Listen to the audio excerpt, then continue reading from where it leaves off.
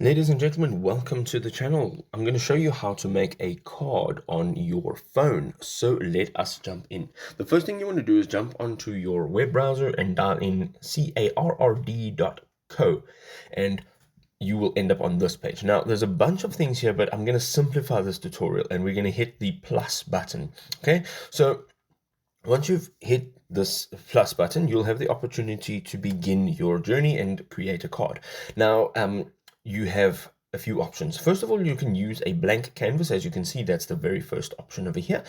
But also you can filter your templates. Okay, so let us say perhaps we are creating a portfolio. Okay, we're going to select portfolio, and here are a few templates for a portfolio.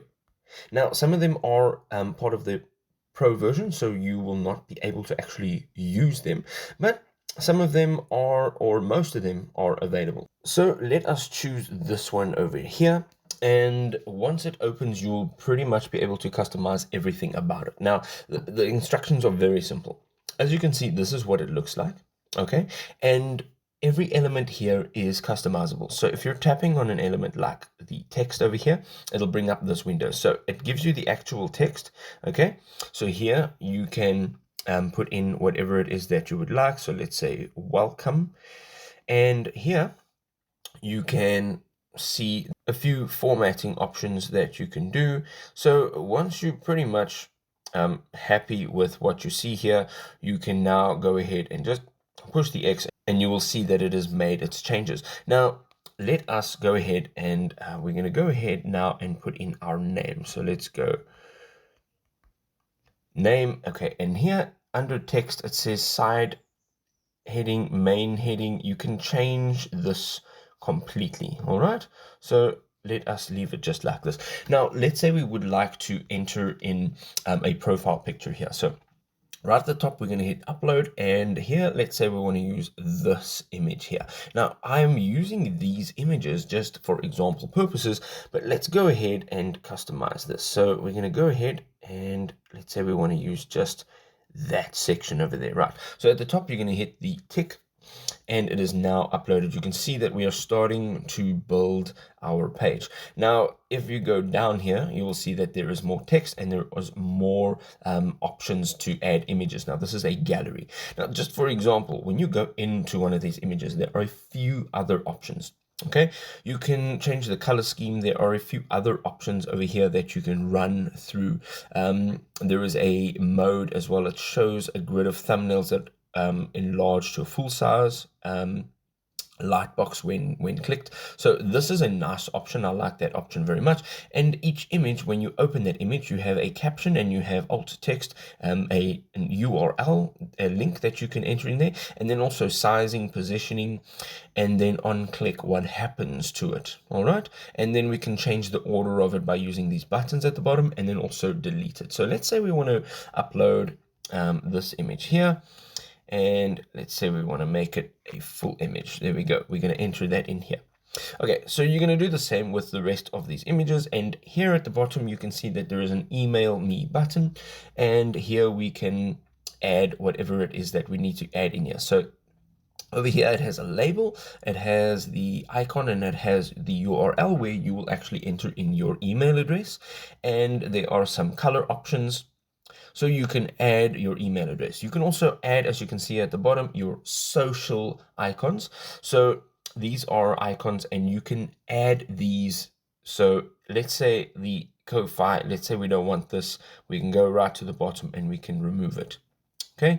As you are opening each one, you are going to just choose the type. It has a long list of social media icons that you can use. There are tons. Okay, it's literally built for absolutely everybody. You can enter in the URL of your Instagram now, and you can choose some color options as well. We also have the TikTok, Twitter as well. We can enter that in. Now, let's say we want to add in an element here. On the top left hand side, there's a plus icon, and here are all the elements that you would like to add in. So let's say you would like to add in where is that a button. Okay, let's go ahead and tap on button.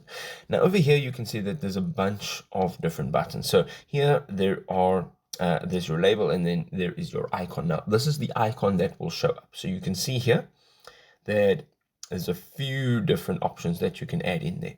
Okay, so whatever it is that you want to add in, you're going to also enter in the URL that is linked to that button. And then you have now added in your button. You can customize that. Now, if you go to the top on your menu, there is a block with a cross in it, and you touch that. This is your background settings. Here you can change your background from gradient to image to video to slideshow to color. You can change it to whatever it is you'd like. Also, the gradient direction, it's either linear, radial, or conic. And then you can also reverse it. You can change the colors here as well, and also some of the angles and the patterns and the size and thickness of the pattern.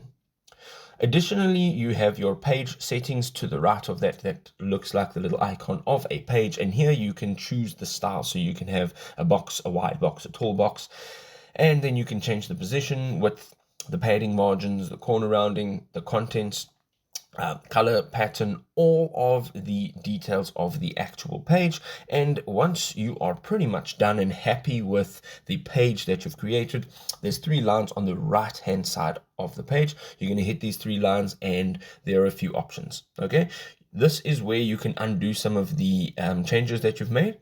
You can also go ahead now and tap on publish. Now, once you've published it, you need to enter in a title.